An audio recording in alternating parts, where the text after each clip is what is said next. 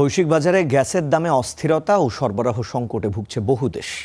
তাই নির্ভরযোগ্য ও দীর্ঘমেয়াদী জ্বালানি অংশীদার খুঁজছে ঢাকা।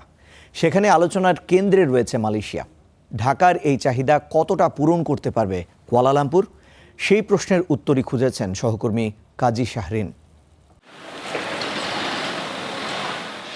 বিশ্বের পঞ্চম বৃহত্তম এলএনজি রপ্তানিকারক দেশ মালয়েশিয়া। বিশ্ববাজারে প্রতি বছর গড়ে 11 থেকে 15 বিলিয়ন মার্কিন ডলারের এলএনজি বা তরলীকৃত প্রাকৃতিক গ্যাস রপ্তানি করে তারা।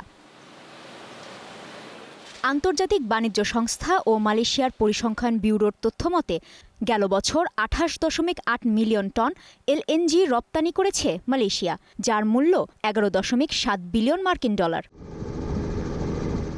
মূলত সমুদ্রপথে এলএনজি রপ্তানি করে দেশটি, তবে প্রতিবেশী দেশগুলোতে সরবরাহ করা হয় আঞ্চলিক পাইপলাইনের মাধ্যমে।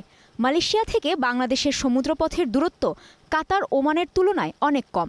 কাতার থেকে দেশে এলএনজির জাহাজ আসতে সময় লাগে 10 থেকে 12 দিন, তবে মালয়েশিয়া থেকে এটি আসতে সময় লাগে মাত্র 4 থেকে 5 দিন। তাই দেশটি থেকে এলএনজি আমদানি করা গেলে জাহাজ ভাড়া ও সময় অনেক কম লাগবে। প্রধানমন্ত্রী হিসেবে দায়িত্ব নেয়ার পর মালয়েশিয়ায় প্রথম বিদেশ সফর করেন তারেক রহমান, যা দুই দেশের সম্পর্ককে নতুন উচ্চতায় নেয়ার গুরুত্বপূর্ণ কূটনৈতিক বার্তা হিসেবে দেখা হয়। সেই ধারাবাহিকতায় এখন জ্বালানি সহযোগিতাও দুই দেশের আলোচনার অন্যতম প্রধান বিষয় হয়ে উঠেছে। কাজী শাহরিন, স্টার নিউজ।